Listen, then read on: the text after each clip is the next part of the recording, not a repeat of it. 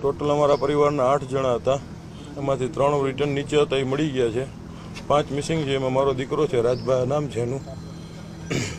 બીજા મારા એક સાઢુભાઈ છે, એક એમનો દીકરો છે, એક એના મોટાભાઈની બેબી છે અને એક એમના સાડા. ટોટલ 5 જણાની કોઈ ઓળખ પરડ થતી નથી. આવી રીતના મારી માંગણી એ છે કે સરકાર એને કાં તો ફાંસીની સજા દે, બરોબર છે, અને કોઈ પણ રીતનો આમાં કોઈ એડવોકેટ ભાઈઓ છે એ કોઈ આનો કેસ ન લડે, નો હાઈકોર્ટમાં કે નો સુપ્રીમમાં કે નો અહીંયા. જો કોઈને પૈસાથી જ કેસ લડવો હોય તો જે એની ફી થતી હોય નથી 2 લાખ રૂપિયા હું મારા પોતાના વધારે આપીશ. બીજું મારે કોઈ સરકારી સહાય જોતી નથી. મીડિયાની હાજરીમાં મને જે સરકારી સહાય મળશે, જેને જરૂરિયાત છે એનું આપી દઈશ. બીજું જો આ લોકો એક જાતની સજા પડી કે એ લોકોને ફાંસીની કે 100 કોઈ પણ એને સજા પડી, સજા પહેલા જો એના જામીન મંજૂર થયા તો હું બધાને મારી નાખીશ. મારે આગળ પાછળ કાંઈ છે નહીં. હવે હતું એ મારું વયું ગયું છે. જો આ લોકો જામીન ઉપર છૂટ્યા એટલે હું એકને જીવતા નહીં. જેમ અમારા કોઈ પરિવારના ઓળખ પરેડ નથી થતી ને એમ આ કોઈની ઓળખ પરેડ હું નહીં થવા દઉં. કોઈ અધિકારી યારે કોઈ